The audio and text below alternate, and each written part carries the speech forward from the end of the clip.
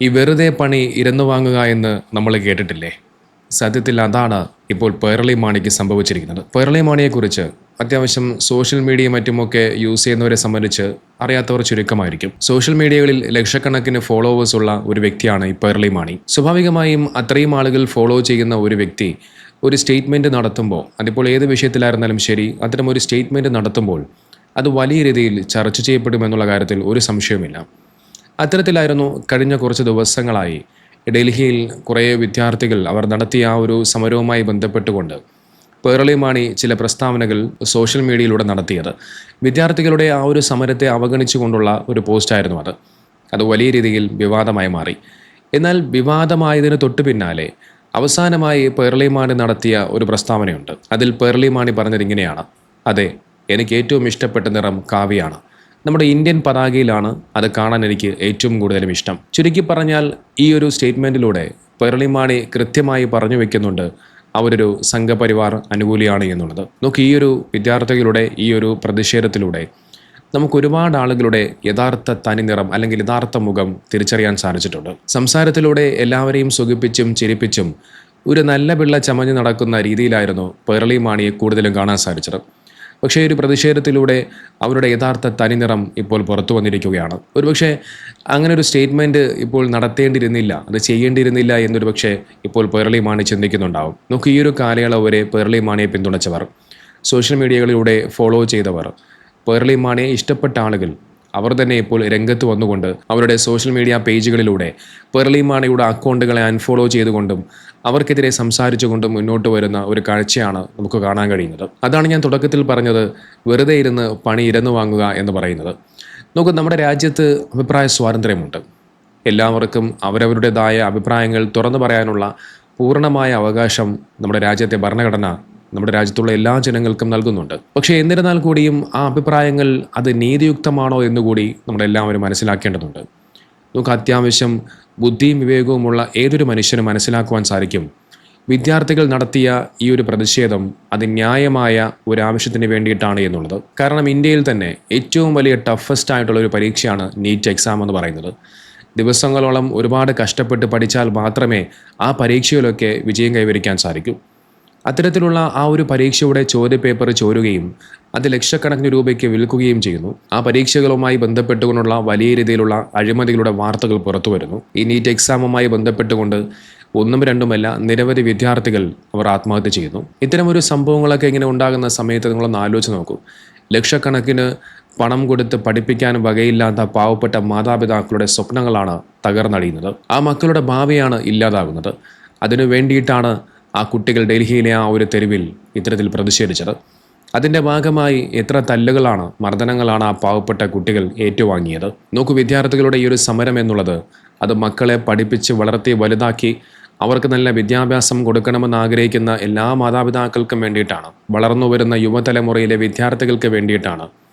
ഇനിയുള്ള education system അത് വളരെയധികം മികച്ചതാക്കാൻ വേണ്ടിയിട്ടാണ് അവർ അവിടെ സമരം ചെയ്തത്. അപ്പോൾ അതിനുവേണ്ടി ചെയ്യുന്ന ആ ഒരു വിദ്യാർത്ഥികളുടെ പ്രതിഷേധത്തെ സാമാന്യ ബോധമുള്ള ഒരു മനുഷ്യനും അവഗണിക്കാൻ കഴിയില്ല. ഇത്രയധികം അഴിമതികൾ ഉണ്ടായിട്ടും അതിനെല്ലാത്തിനും കാരണക്കാരനായിട്ടുള്ള കേന്ദ്ര വിദ്യാഭ്യാസ മന്ത്രി ധർമ്മേന്ദ്ര പ്രധാനെ അനുകൂലിച്ചുകൊണ്ട് എങ്ങനെയാണ് ഒരു സ്റ്റേറ്റ്മെൻറ്റ് നടത്താൻ കഴിയുക? ഏതായാലും ധർമ്മേന്ദ്ര പ്രധാൻ രാജിവെച്ചു. കുട്ടികളുടെ സമരം വിജയം കണ്ടു. അവരുടെ പല ആവശ്യങ്ങളും നിറവേറ്റാമെന്ന് കേന്ദ്ര സർക്കാർ അവർക്ക് സമ്മതം കൊടുക്കുകയും ചെയ്തു. അവസാനം ഈ ഒരു സ്റ്റേറ്റ്മെൻറ്റ് നടത്തിയ പേർളി മാണി എല്ലാവരുടെയും മുമ്പിൽ നാണം കെടുകയും ചെയ്തു. ഇപ്പോൾ നോക്കിയാൽ പേർളി മാണിയുടെ സോഷ്യൽ മീഡിയ അക്കൗണ്ടുകളൊക്കെ എല്ലാവരും അൺഫോളോ ചെയ്യുന്ന ഒരു ക്യാമ്പയിൻ വരെ ആരംഭിച്ച് നടത്തിയിട്ടുണ്ട് എന്നുള്ളതാണ്. 2 ദിവസങ്ങൾക്കുള്ളിൽ മാത്രം പേർളി മാണിയുടെ ഇൻസ്റ്റഗ്രാമിൽ 2 ലക്ഷത്തിലധികം ആളുകളാണ് അൺഫോളോ ചെയ്തത്. യൂട്യൂബിലും ഇത്തരത്തിൽ വലിയ രീതിയിൽ ആളുകൾ ഇങ്ങനെ അൺഫോളോ ചെയ്തു പോകുന്നുണ്ട്.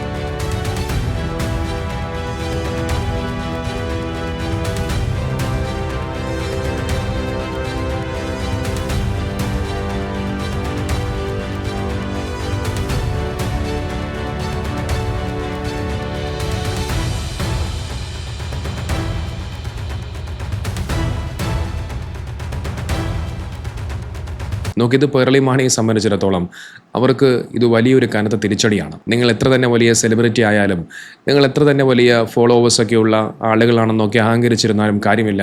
അവർക്ക് ഇഷ്ടപ്പെടാത്ത ഒരു സംഭവം ഉണ്ടായിക്കഴിഞ്ഞാൽ അവിടെ പേർളി മാണിയെന്നോ ആരൊന്നു പോലും അവർ നോക്കില്ല, എടുത്തങ്ങ് ചവിറ്റുകുട്ടയിലേക്ക് എറിയും. നമ്മുടെ നാട്ടിലെ കൃസംഗികളൊക്കെ ഇപ്പോൾ പേർളി മാണിയൊക്കെ പൊക്കിക്കൊണ്ട് നടക്കുന്ന ഒരു കാഴ്ചയാണ് കാണാൻ കഴിയുന്നത്. ഒരുപക്ഷെ ഭാവിയിൽ പേർളി മാണിക്ക് ചിലപ്പോൾ എന്തെങ്കിലും ഒരു സ്ഥാനമോ അല്ലെങ്കിൽ എന്തെങ്കിലും ഒരു പദവിയോ വരെ കിട്ടാൻ സാധ്യതയുണ്ട്. കാരണം കാര്യങ്ങളുടെ കിടപ്പൊക്കെ അങ്ങനെയാണല്ലോ. നമുക്കറിയാം, ഒരുപാട് സെലിബ്രിറ്റികളായിട്ടുള്ള സിനിമാ താരങ്ങളൊക്കെ ഈ വിദ്യാർത്ഥികളുടെ സമരത്തെ പിന്തുണച്ചുകൊണ്ട് അവർക്ക് ഐക്യദാർഢ്യം പ്രഖ്യാപിച്ചുകൊണ്ട് മുന്നോട്ട് വരുന്ന ഒരുപാട് കാഴ്ചകൾ നമ്മളെല്ലാവരും കണ്ടു. പ്രകാശ് രാജ് എന്ന് പറയുന്ന ഒരു സിനിമാ നടൻ ഈ സമരം നടക്കുന്ന ഈ ഒരു ഇടത്തേക്ക് വരെ ചെന്നുകൊണ്ട് ആ വിദ്യാർത്ഥികളെ ചേർത്ത് പിടിക്കുന്ന ഒരു കാഴ്ചയാണ് നമ്മളെല്ലാവരും കണ്ടത്. അതോടൊപ്പം മലയാളത്തിലെ സിനിമാ താരങ്ങളായിട്ടുള്ള ടോവിനോ തോമസ്, ആസിഫ് അലി, അങ്ങനെ ഒരുപാട് സിനിമാ നടന്മാരും അതോടൊപ്പം നടിമാരുമൊക്കെ ആ വിദ്യാർത്ഥികൾക്ക് ഐക്യദാർഢ്യം പ്രഖ്യാപിച്ചുകൊണ്ട് മുന്നോട്ട് വന്നു. ഇവിടെയാണ് സോനാക്ഷി സിൻഹ എന്ന് പറയുന്ന ഒരു ബോളിവുഡ് നടി വ്യത്യസ്തയായി മാറുന്നത്. പേർളി മാണിയെ ഒരുപക്ഷെ കേരളത്തിലെ ആളുകൾക്ക് മാത്രമേ അറിയുകയുള്ളൂ. എന്നാൽ സോനാക്ഷി സിൻഹ എന്ന് പറയുന്നത് ഇന്ത്യയിൽ തന്നെ അറിയപ്പെടുന്ന ഒരു ബോളിവുഡ് ആക്ട്രസ്സാണ്. വിദ്യാർത്ഥികളുടെ ഈ ഒരു സമരവുമായി ബന്ധപ്പെട്ടുകൊണ്ട് തുടക്കം മുതൽക്ക് തന്നെ അവർ സമൂഹ മാധ്യമങ്ങളിലൂടെ വളരെയധികം ശക്തമായ പിന്തുണ കൊടുത്തുകൊണ്ട് അതോടൊപ്പം BJPയും RSSനെയും ഒക്കെ ശക്തമായി എതിർത്തുകൊണ്ട് സംസാരിച്ച ഒരു സിനിമാ നടിയായിരുന്നു. ധർമ്മേന്ദ്ര പ്രധാൻ രാജിവെച്ചതിന് ശേഷം, കുട്ടികളുടെ ആ ഒരു സമരം വിജയം കണ്ടതിന് ശേഷം സോനാക്ഷി സിൻഹ സമൂഹ മാധ്യമങ്ങളിലൂടെ ഒരു വീഡിയോ പങ്കുവച്ചു. അതിലെ കുറച്ച് ഭാഗങ്ങൾ ഞാനൊന്ന് കാണിക്കാം. आप जानते नहीं हो आपने आज क्या किया है. I'm an artist bro, but Gen Z is the art. Salute. ഇതാണ് നിലപാടെന്ന് പറയുന്നത്.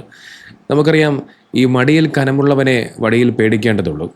പലപ്പോഴും പല സെലിബ്രിറ്റികളും അല്ലെങ്കിൽ സിനിമാ താരങ്ങളും അല്ലെങ്കിൽ സമ്പാദ്യമുള്ളവരുമൊക്കെ BJP ഗവൺമെൻറ്റിനെതിരെ ശബ്ദിക്കാൻ, അതിനെക്കുറിച്ച് പ്രതികരിക്കാൻ അവർ വല്ലാതെ ഭയക്കാറുണ്ട്. കാരണം അങ്ങനെ പ്രതികരിച്ചു കഴിഞ്ഞാൽ അവന്മാരുടെ വീട്ടിലേക്ക് എപ്പോഴാണ് ഇൻകം ടാക്സിൻ്റെ ഉദ്യോഗസ്ഥർ കടന്നു വരുമെന്ന് പറയാൻ കഴിയില്ല. ടാക്സ് അടയ്ക്കാത്തവനും കള്ളപ്പണം വെളുപ്പിക്കുന്നവനും മറ്റുള്ളവരെ വഞ്ചിച്ചും ചതിച്ചും പണമുണ്ടാക്കുന്നവനെ അത് ഭയക്കേണ്ടതുള്ളൂ. എന്നാൽ മാന്യമായ രീതിയിൽ രാജ്യത്തിന് ടാക്സ് അടച്ച് മാന്യമായ രീതിയിൽ ആരെയും പറ്റിക്കാതെ തൊഴിൽ ചെയ്ത് ജീവിക്കുന്ന ഒരുത്തിനെ സംബന്ധിച്ചിടത്തോളം ഒരു BJPയെയും RSSനെയും ഭയക്കേണ്ടതില്ല. അതുകൊണ്ട് സത്യത്തിനൊപ്പം നിലകൊള്ളാൻ വേണ്ടി ശ്രമിക്കുക.